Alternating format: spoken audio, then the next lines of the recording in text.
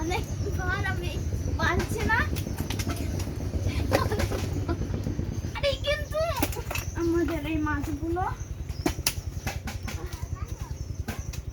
বৃষ্টির পানির ভিতরে একটি মাছ চলে গিয়েছে, অনেক মাছ পড়ে গিয়েছে। আমি মাছ তুলছি, এখন সব মাছগুলো তুলবো।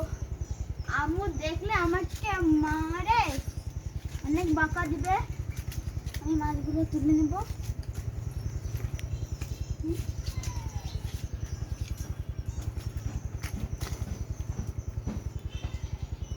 বড় মাছটিও কিন্তু পড়ে গেছে, দেখুন কত বড় মাছ।